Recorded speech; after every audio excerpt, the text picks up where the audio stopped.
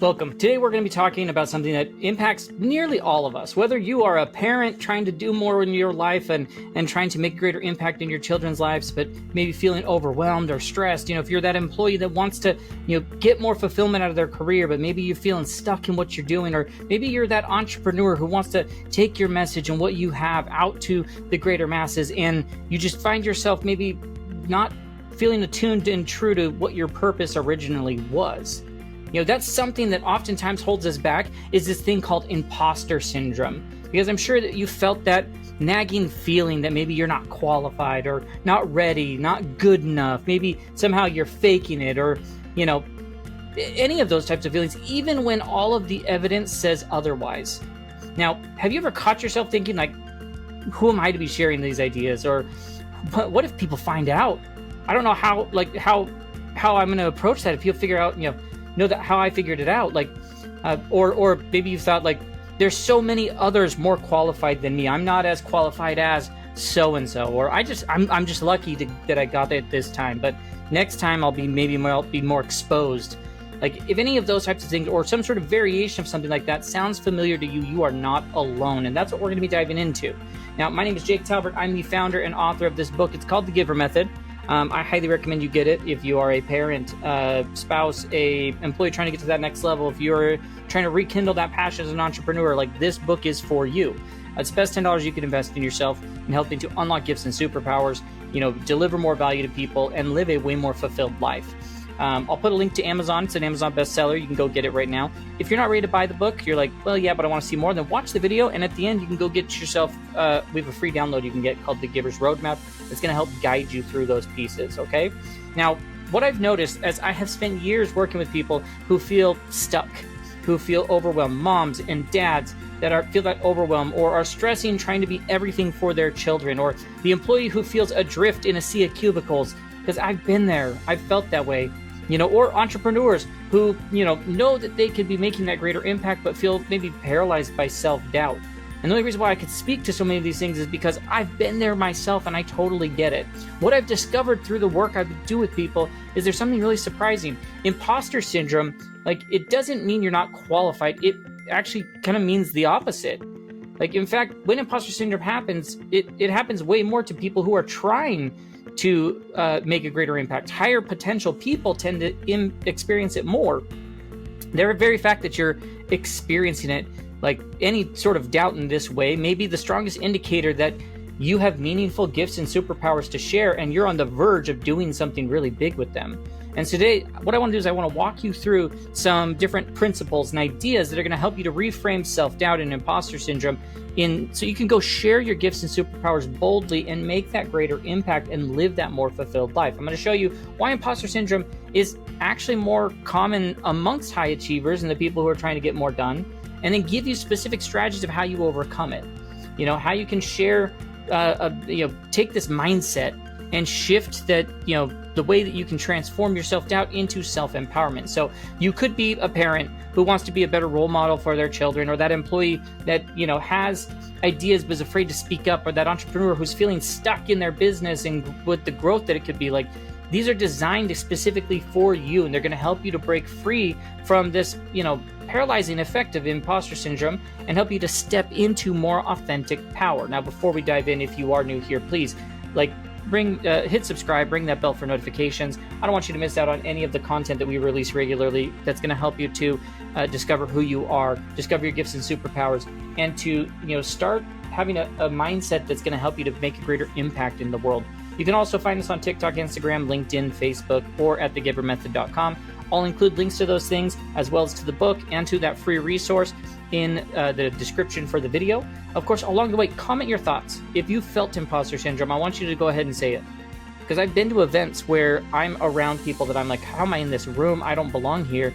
And I've had where the person hosting the event says, who here has experienced imposter syndrome since being here? And everybody's hands goes up. And so it's amazing to see all these people and how they're all experiencing it that same way. So we're going to dive into this. Now, I want to help you, because there's so much more potential when you understand and know how to overcome this imposter syndrome. So the first thing I want to talk about is kind of that concept we hit on. High potential people trying to make impact, the people who are trying to do more with their lives or trying to make a greater impact in other people's lives, their children's lives, other employees' lives, their team's lives, their clients' lives, whatever it may be, like, they experience imposter syndrome at a higher level. And there's a reason behind that. Like, this isn't just a theory. It's actually backed by research showing that I believe it's 70%, if I remember correctly, of high achievers experience significant feelings of inadequacy despite their demonstrated success that they've already had. You know, and the more potential you have, the more likely you are to maybe feel like an imposter. Now, why is that the case? Well, people like yourself who want to do more, like, they tend to be more self-aware and reflective at times. And as people are developing through the GIVER method, reflection, self-reflection, and becoming more self-aware is a big part of that. And so while this sort of self-awareness is generally beneficial, it can lead sometimes to overly excessive self-scrutiny. You know, parent who cares deeply about their impact on their children notices every little misstep they do. The entrepreneur is super passionate about, your business, obsess about every decision and maybe hold back from doing things because they're afraid to do something wrong. Now, this hyper awareness, it creates more opportunities for self-doubt. Additionally, like, the more that you know about a subject matter, the more you realize how much you don't know. It's that whole idea of the Dunning-Kruger effect, where true experts understand the complexity of their field, and so they actually question mastery of it. While beginners are, try to find all the knowledge and they're like, I want to become the master of this thing, they can't see the full picture that's ahead of them. Another reason that imposter syndrome hits high potential people and high impact people so much harder is that they're constantly pushing beyond their comfort zone. When you're growth oriented in that sort of way, like, you regularly put yourself into those new situations that you haven't proven yourself in yet.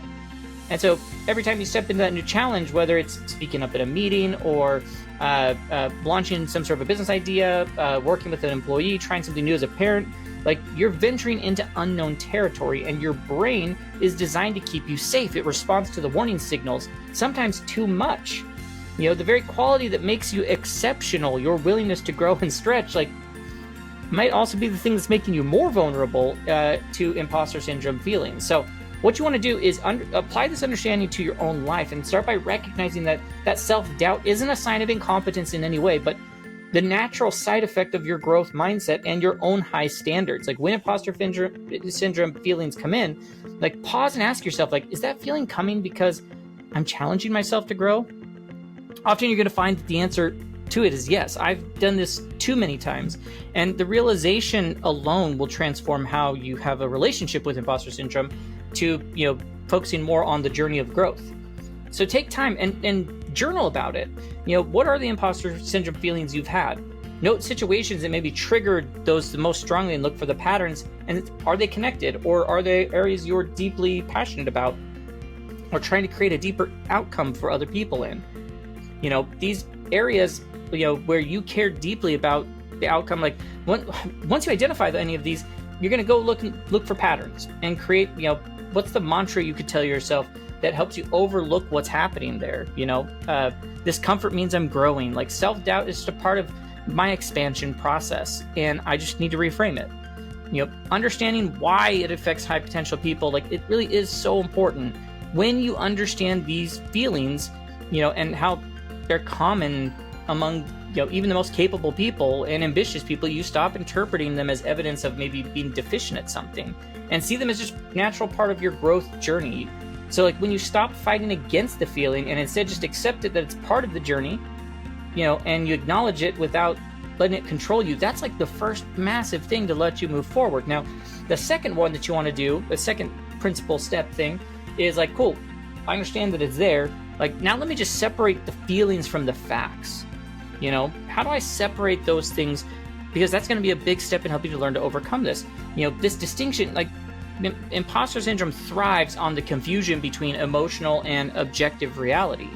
You might feel inadequate, but that doesn't mean that you are inadequate in any way. You might have a feeling that you don't know enough, but that doesn't mean that you're not valuable to share. One of my favorite quotes is by a guy who teaches people to be speakers. His name's Majid. And in his book, he talks about, like, being an expert. He's like, being an expert doesn't mean that you're the number one person in your field.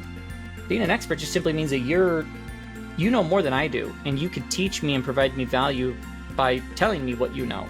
Like, you are an expert to me. And so there are so many people in your lives that you're an expert to, you don't even realize. Our brains are wired to treat thoughts and feelings as accurate reflections of reality, especially when, these thoughts generate strong emotional responses. When you feel, flustered and anxiety, before sharing an idea, that knot in your stomach before you start doing a new challenge or whatever, your brain interprets those physical sensations. I love Mel Robbins, where she talks about in her 5-second rule book, you got to just break past those feelings by giving yourself new ways to go past it. Count down from 5, 4, 3, 2, 1. It breaks your brain pattern. Or reframing what those feelings are to be showing up as something else. Oftentimes those anxiety, that knot in the stomach, you feel those when you're anxious or whatever, but also those similar feelings if you're excited about something. And so just telling yourself you're excited and rewiring your brain in that sort of a way. Now, the feeling becomes convincing that you actually forget to question whether the accuracy is there. I mean, gosh, those who are trying to make greater impact and be high achievers are particularly susceptible to this confusion because they have trained to trust their instincts and just their analytical abilities. And the problem is that imposter syndrome is going to distort that line so much for you. So if you want to really start to work past this and separating the feeling from the facts, notice the language you use with your internal dialogue. Phrases like "I'm inadequate" or "don't have what it takes" or any those are presenting feelings rather than factual statements. Replace them with more accurate language that acknowledges the feeling without accepting what it is as truth. Hey, I'm feeling inadequate right now. I'm experiencing doubt in my abilities, but I also know I'm doing this. I can see how I'm working towards. There's a simple shift in language creates that space for you to, push that out, allowing you to examine it rather than be consumed by it. And then develop the habit of gathering more and more evidence that contradicts your imposter syndrome. What's the reality check process you have when that starts to strike and you're like, okay, well, I'm going to reframe that in that sort of a way, but how do I now use the reality check of, what's actually happening, the evidence, and saying, but this is what I see and this is what I'm doing and why. Separating feelings from facts is essential because it just prevents imposter syndrome from hijacking your decision making. When you when you mess up or when you mistake the feelings you have of inadequacy for facts of inadequacy, you just make decisions based on that distorted reality. You hold back from sharing gifts or creating new opportunities because of that feeling. Now, distinguishing between emotional responses and objective reality, you free yourself from that. You can make choices based on actual abilities and data and potential contribution rather than, insecurities. This matters because it helps you develop this emotional agility and capacity to experience difficult feelings without feeling controlled by them. Because everyone experiences it. You're not going to get away from self-doubt. You're not going to get away from imposter, but not everyone allows it to determine what their actions are. And so as you do that, you separate the feelings from facts. It becomes this cornerstone for your personal well-being and professional effectiveness that you can go out and do in the world. Now, the third one is going to be all around this idea of what's my proof of impact? What's my proof of concept of proof of impact of what it is that I'm delivering to people? You build this sort of thing out. It's this concrete record of the positive differences your gifts, your superpowers, your impact has made in the lives of others, your family members, your coworkers, your employees, your clients. Imposter syndrome thrives on select memories and distorting that perception. And when you are in the grips of that, you tend to forget the successes that you've had. You dismiss positive feedback and you get fixated on the perceived shortcomings. Proof of impact, it counteracts this. It moves these tendencies by creating an objective record in your brain that makes it easier to rewrite what it is that you're doing. So think of the antidote of the, how do I move past that imposter syndrome? The antidote is my own capabilities and knowing that I have the database, the portfolio of what those things are. Just as a scientist would gather data and test hypothesis rather than just relying on their first impressions or the assumption they have, you need to gather that concrete evidence of your impact and challenge the hypothesis, the thoughts, the things of I'm inadequate or unqualified as a part of that. So start by just creating what's that space, physical or digital, where you collect these sort of things, testimonials, thank you notes, successful projects, outcomes, times where you've seen that difference happen. It doesn't have to be any sort of formal recognition in any way, but just start by creating that. And the systematic building of a portfolio, you need to set these weekly reminders to add new entries. Otherwise, you'll start to forget and you'll start to fall back into those old habits. So have the habit of immediately documenting any positive feedback that you get, rather than maybe brushing it off in some way. The key is to, a specific record of the exact words, the actions, the outcome, rather than just generalizations. So be very specific with that and build that proof of impact portfolio, because, imposter syndrome is going to thrive in that gap between between your perception and reality. And so as you experience that, you use it as the thing to push forward beyond that. This is super powerful because it transforms how you process and integrate positive feedback and how you move past that. When you dismiss it, if your dismissal isn't just modesty, it's like a form of confirmation and bias that maintains any sort of a imposter narrative. And so you use this to pull that out of that. Over time, as you do this, you don't just build a reference that you can turn to when you feel it. It actually rewires your brain and processes the evidence and your capabilities in real time, making it even harder for imposter syndrome to take hold of you in the first place in any situation. Okay, so the fourth principle, step, thing that you can do for overcoming imposter syndrome is to shift your focus from a self-evaluation to service and creating value for others. What this does is this addresses one of the core processes and mechanisms that really creates imposter syndrome and helps it to come up even more within you, and that's excessive self-focus. When you're constantly monitoring your performance or questioning your qualifications or wondering how others perceive you, you create that endless loop of this self-evaluation that fuels anxiety and diminishes any sort of effectiveness you have. And the antidote is to redirect that attention outward and focus on the value you create and the needs that you meet for others, rather than your own perceived inadequacies. This aligns so much with the book, The GIVER Method, the concepts of, when your primary concerns about, what you can contribute rather than how you show up, you take away all that judgment that's there, that grip of imposter syndrome just starts to naturally loosen from you. And so you want to start to flip things around, and don't ignore the opportunities that come to you. When you approach work and the different things that will come up, without focusing on the I'm not good enough, I'm not there, and you just start thinking well, good, how can I help? Or, how can I help with others? What more can I do? How can I take my gifts and skills and start to apply them in all these other places? And so to implement this, start by identifying specific needs that your gifts and superpowers can uniquely address. By grounding your sharing in concrete needs, you create this purpose larger than your self-doubt. You practice this service reframe whenever imposter syndrome arises, where you think about well, rather than being who am I to share this, or what will people think, you start to shift to okay, who could benefit from this perspective? What problems can I solve with my approach?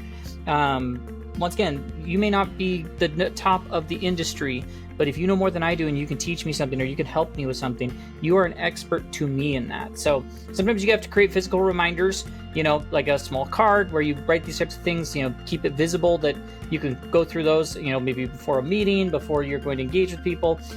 Maybe you need to write down hey, these are my gifts and superpowers and I create value in these ways, and remind yourself of those before you engage in certain activities. Just focus on service over that self-evaluation, and it aligns with how your brain is actually wired. Psychologically, research shows that when you consistently have self-focus, it creates anxiety and it diminishes performance. While when you focus on the broader purpose, it actually reduces anxiety and it enhances effectiveness that you have.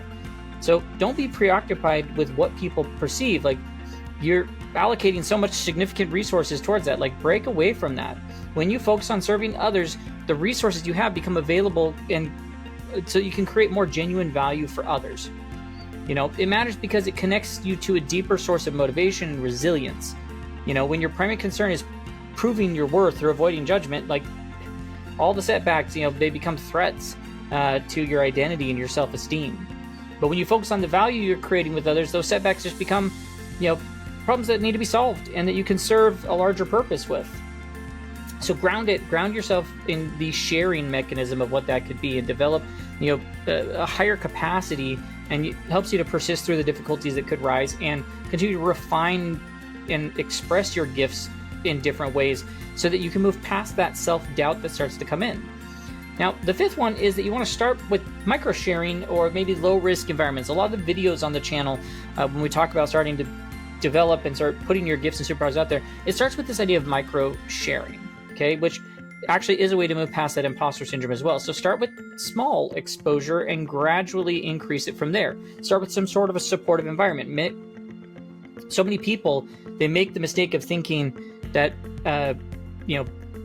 they can't do something, they're not good enough, they're not there yet, and they don't even take any step. And it's like, well, just start small. Like, there's never going to be a day that you're fully ready to be there. It just doesn't happen.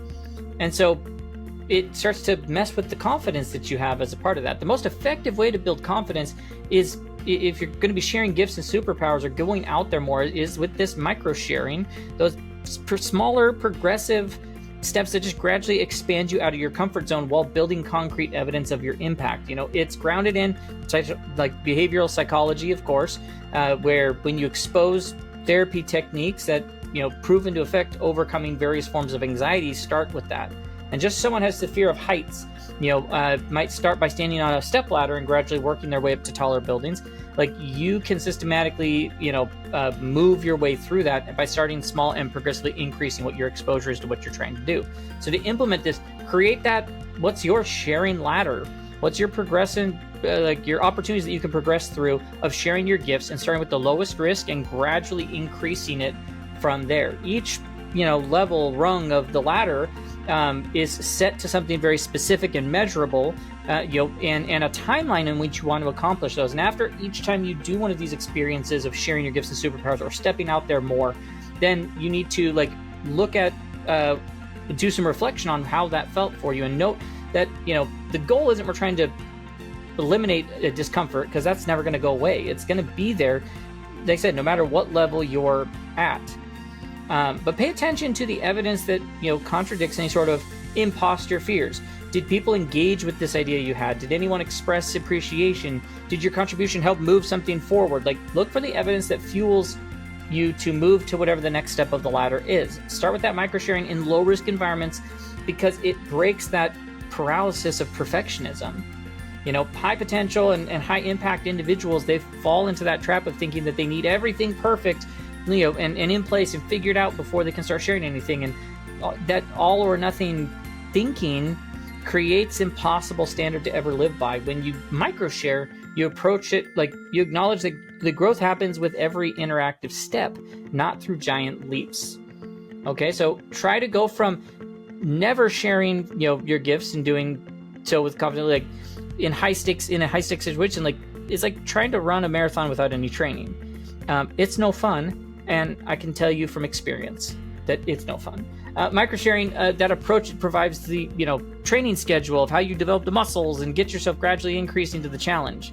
So start with that, with the micro-sharing mentality and approach, in order to start taking those small steps forward. Now, the sixth principle or step plays really well with this one. They go hand in hand when it comes to overcoming imposter syndrome and those self-doubt feelings. And that's embrace that, you're a perpetual beginner. It's a mindset. And this challenge approach is this challenges, one at its core beliefs, and fuels, looking at the things that fuel imposter syndrome. The idea that you should have mastery before sharing your gifts, that's crazy. That's impractical to even think that you could do that. The mindset, when you start to shift to this, I'm always a beginner and I can learn more, do more, and it's okay because I'm a beginner. It's liberating because it transforms how you view the knowledge gaps that you may have. Instead of seeing evidence as inadequacy, you recognize them as natural parts of the growth system and opportunities for further development. The difference isn't knowing everything in any way. You're never going to know all of it. It's about, becoming comfortable with the fact that hey, I need to balance the fact that I know some things and can do some things. And in some cases, I don't know. This perspective, this change, this shift, it allows you to share what you know without being paralyzed, without, feeling like you have to know it all at once. And so implement it what you want to do is just start by examining your expectations around your expertise and your knowledge. Like, don't carry around those unconscious beliefs that, the experts know all the answers and they never make mistakes. Like, challenge those beliefs by looking at learning journals of people you admire. Like, I guarantee you're going to find that there were failure after failure. There were all sorts of missteps that happened along the way that helped them get to where they were going. So what you want to do is you model a healthy relationship with this knowledge and inspire yourself to move forward as a part of that, keeping firmly with this growth mindset. Adopting this perpetual beginner mindset, it aligns you to reality of how knowledge and expertise actually develop over time. The truth is that understanding develops through the ongoing cycle of learning, applying, sharing, and receiving feedback, and then continue to refine from that. By waiting until you feel any sort of I'm ready or I'm there, you not only deprive others of your current insights, but you also deny yourself of feedback and experience that helps you grow at such a faster rate. So that mindset, it breaks the cycle of, by giving you just a permission slip to contribute the value while you have it now. And that doesn't mean that you can't grow or contribute more in the future. It just means that that's what it is right this moment. Okay? We don't want to diminish your impact by waiting. We want to actually amplify what you're doing and creating in dynamic exchange rather than just one way of information until I get to that point where I'm there. And then of course our seventh one that I want to dive into real quick is just going to be, transforming comparison and inspiration. I've done a couple videos this week on comparison and not feeling right in your role and things like that. Comparison is one of the biggest forms of self-doubt, and you can actually turn that into a great source of inspiration. Unhealthy comparison, measuring yourself against others, focusing on where your shortfalls are, those lead to things like imposter syndrome. Today's world, we're so hyper connected with all these, it's easy to compare and look at where someone else is in the middle while you're behind the scenes, struggling with other, there's highlight reels, there's all sorts of posts, your unique path, to your journey, it's your own. You can't follow the same path or footsteps that somebody else did because none of us are the same. No one has the same experiences, gifts, superpowers, and everything. Comparisons, they're inevitable, it's going to happen, but they need to fuel your sense of what you could go do, not that you're not there yet. It doesn't have to be inherently negative. The problem lies in how we typically engage with focusing on the perceived deficiencies rather than the opportunities to grow, or viewing others as competition rather than looking at them as inspiration. So start by just becoming aware of your comparison triggers. Notice where you are, what you're doing, when it happens that you tend to start to feel those imposter feelings. Is it scrolling social media? Is it attending some sort of event? Is it reading about others' achievements? Once you identify what's triggering that, you can either limit your exposure to them or, more powerfully, develop a new response pattern to how it's coming at you. When you notice those thoughts are arising, you need to just shift it, shift to inspiration questions. What aspects of this approach resonated with me? What has their journey taught me that I might learn from? How have they developed their gifts in ways that I might be able to use as information to develop my own? Practice that, you got to look at the whole picture, by looking beyond others, polished public presentations of who they are. Most success stories have those behind the scenes struggles and learning curves and setbacks that, aren't immediately visible. So when you encounter someone whose achievements trigger this feeling, what challenges did they overcome? How long did their journey take? What failures did they experience along the way? This is a more complete perspective that's not only what helped them make their success, but it makes it start to feel attainable for yourself. Their struggles become just a normal part of the journey, and you see how maybe some of the things you've struggled with align with that world.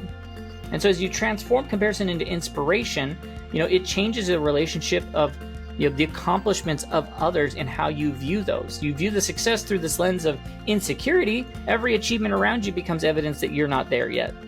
It creates a zero-sum gain mentality where others wins somehow diminish your own worth or your own potential. But when you view it as proof of what's possible and that it's the driving force for you to get there, it just shatters away any of those negative doubts and imposter feelings.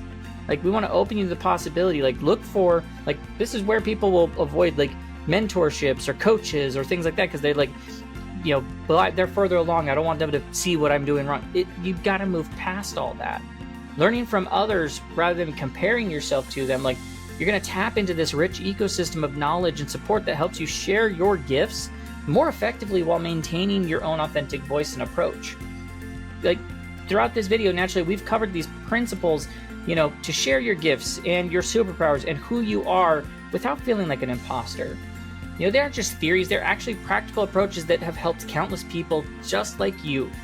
Moms, dads, you know, husbands, wives, the employee wanting to do more, the entrepreneur who's trying to make that greater impact, all of you. Like to break free from the paralysis of imposter syndrome and share yourself more boldly. Remember, overcoming imposter syndrome isn't about eliminating self-doubt completely, because it will never go away. It's just about developing a new relationship with where that doubt comes from and how much you allow it to control you while you're trying to make an impact. As you implement these sort of ideas, keep in mind that it's a journey, not a destination. You know, there'll still be many moments of imposter syndrome that arise, particularly as you continue to try and grow and take on new challenges, and that's totally normal. The difference is like, okay, now I've got tools where I can recognize those feelings and know they're not normal and look at them as a chance for growth and not reflections of who I am and where I am. Like the world needs you. They need your unique gifts and superpowers.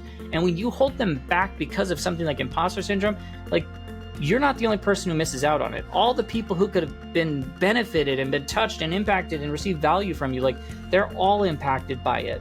Your perspective, your experiences, and those strengths and gifts and superpowers create a combination that nobody else in the world has, and you need to be proud of that. You know, it's not a hyperbole in any way. It's actually like mathematically a reality. The odds of someone else having the same configuration in every way as you is impossible. Now, I'd love to hear what you thought about these steps and principles, like which of them resonated with you. Comment, like, you know, maybe instance where imposter syndrome has impacted you, or how you plan to implement one of these ideas in your own life. If you found this helpful, please give it a like. Once again, subscribe, share it with someone else who might need it. You know, it's always a big thing. Once again, don't forget, go get your copy of the Giver Method book in the description, or the Giver's Roadmap free download that's in there as well. Find us on TikTok, Instagram, Facebook, LinkedIn, or at thegivermethod.com. Remember, the journey from self-doubt to your self-empowerment, like it begins with just that single step and being able to do that boldly. Whatever small act you want to share, like, you know, just commit to doing that this week. Your gifts, they're waiting to be shared, and the world's waiting to receive them. So thank you for taking the time to watch this today and joining me. Until next time, keep discovering, keep developing who you are, and share your unique gifts and superpowers. We will catch you in the next video. Have a good one.